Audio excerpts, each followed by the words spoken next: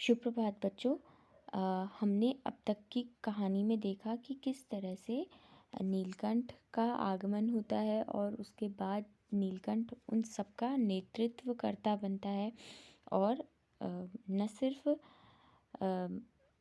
वो अन्य पक्षियों से प्रेम करता है बल्कि उनकी देखभाल भी और वक्त पड़ने पर उन्हें दंड भी देता है। और कहीं न कहीं इसका परिचय इस बात से इसका क्या कह सकते हैं, इसका प्रमाण इस बात से मिलता है कि कैसे वो खरगोश के बच्चे को सांप से बचाता है और उसमें इसकी मदद राधा करती है। तो चलिए अब हम पाठ को आगे पढ़ते हैं। मयूर कलाप्रिय वीर पक्षी है, हिंसक मात्र नहीं। इसी से उसे बाज, चील आदि की श्रेणी में नहीं रखा जा सकता, जिनका जीवन ही क्रूर कर्म है। नीलकंठ में उसकी जातिगत विशेषताएं तो थी ही, उनका मानवीकरण भी हो गया था। यानी कि जो मोर है वो कलाप्रिय पक्षी है, यानी उसे कलात्मक चीज़ों से भी प्रेम है और वो वीर भी है और हिंसक ही नहीं है। हिंसक वो तब है जब किसी की सहायता उसे करनी हो या फिर स्वयं का बचाव करना हो, तभी वो हिंसक है। अन्यथा वो हिंसक नहीं है। तभी उसे बाज और चील की श्रेणी में नहीं रखा जाता, जिनका जीवन ही क्रूर कर्म है। क्रूर कर्म है। क्रूर कर्म मतलब बुरा कर्म। नीलकंठ नीलकंठ में उसकी जातिगत विशेषताएं तो थी ही, उनका मानवीकरण भी हो गया। यानी कि जैसे वो जातिगत विशेषता मतलब वो पक्षी जाति से संबंधित था, ठीक है। और जो जिस पक्षी जाति में वो सर्वश्रेष्ठ था, ठीक है। और दूसरा उसका मानवीकरण भी हो गया। मानवीकरण का अर्थ है वो मानवोचित व्यवहार करता था, जैसे हम मनुष्य करते हैं किसी के प्रति अपनी भावनाएं प्रकट करते हैं, ठीक है। किसी के प्रति प्रेम और घृणा प्रकट करते हैं, वैसे ही नीलकंठ ने भी क्या किया। नीलकंठ के अंदर भी मानवीय गुण थे, ठीक है। और उनका मानवीकरण हो गया, मतलब वो मनुष्यों की भांति व्यवहार करता था। मेघों की सांवली छाया में अपने इंद्रधनुष के गुच्छे जैसे पंखों को मंडलाकर बना कर जब वह नाचता था, तब उस नृत्य में एक सहजता, लय, ताल रहता था। यानी कि जब जो मोर होता है, हम सभी को पता है कि वो नाचता है, ठीक है। और जब वो नाचता है तो बहुत ही सुंदर और आनंद की अनुभूति होती है।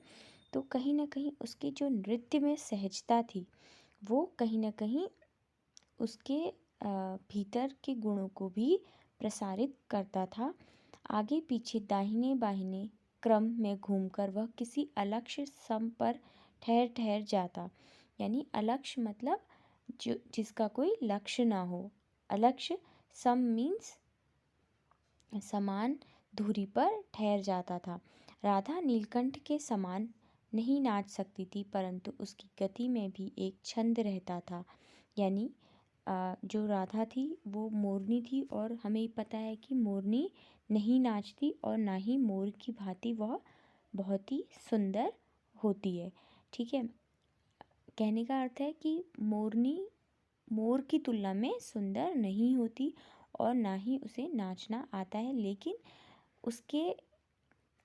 उसमें भी गति थी। गति मतलब उसमें भी थोड़ा बहुत लयताल था। वह नृत्य मग्न क्या है, समास है। इसका विग्रह क्या होगा, नृत्य में मग्न। ये तत्पुरुष समास होगा। नीलकंठ की दाहिनी ओर के पंख को छूती हुई बाईं ओर निकल जाती और बाएं पंख को स्पर्श कर दाहिनी ओर। इस प्रकार उसकी परिक्रमा का अर्थ होता है चक्कर लगाना। किसी जैसे हमारी जो पृथ्वी है वो परिक्रमा करती है, यानी चक्कर लगाती है। तो कहने का अर्थ है परिक्रमा में एक पूरक ताल परिचय मिलता था।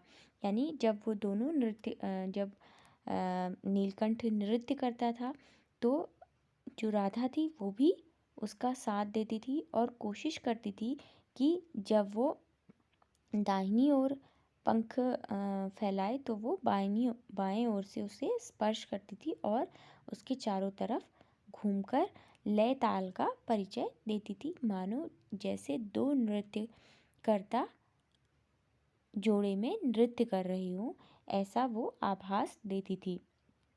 नीलकंठ ने कैसे समझ लिया कि उसका नृत्य मुझे बहुत भाता है, यह तो नहीं बताया जा सकता, परंतु अचानक एक दिन वह मेरे जाली घर के पास पहुँचते ही अपने झूले से उतरकर नीचे आ गया और पंखों का सतरंगी मंडलाकार छाता तानकर नृत्य की भंगिमा में खड़ा हो गया। तब से यह नृत्य भंगिमा नृत्य का क्रम बन गई।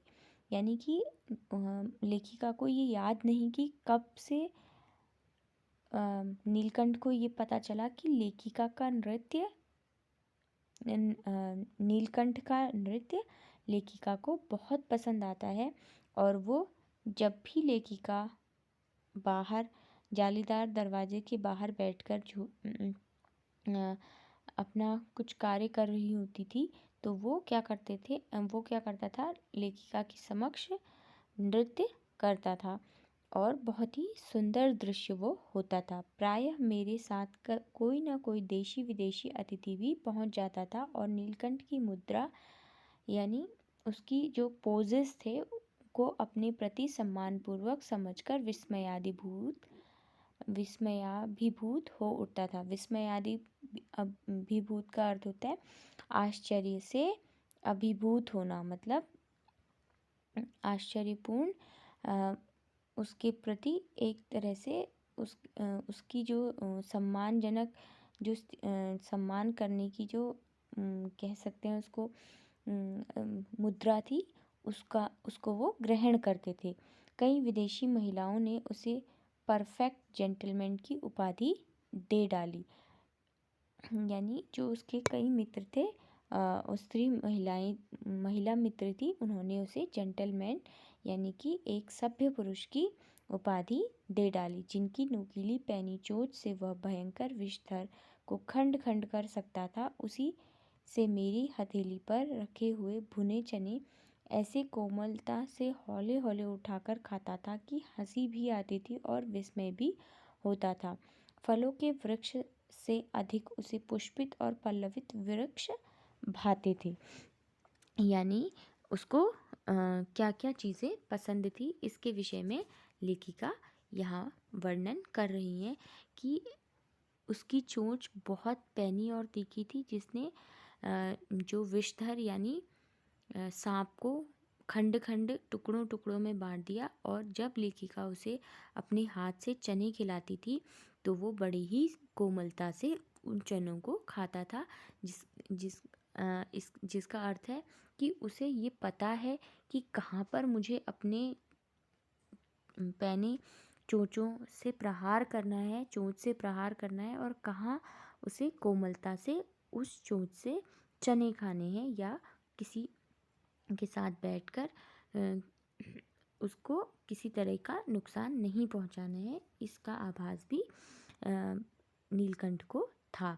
और उसे फलों भरे वृक्ष से अधिक पुष्पित वृक्ष यानी जो वृक्ष पूरा हरा भरा हो और उसमें फूल लगे हों, ऐसा वृक्ष उसे बहुत ही भाता था। चलिए बच्चों, आज के लिए बस इतना ही। आपको आपका जो आज का काम है वो है कि आप लोग A4 शीट में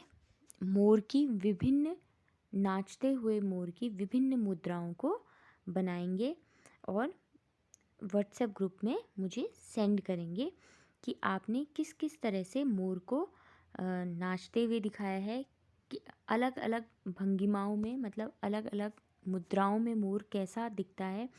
तो आप उसका चित्र बनाकर व्हाट्सएप ग्रुप में मुझे प्रेषित करेंगे। चलिए बच्चों, आज के लिए बस इतना ही।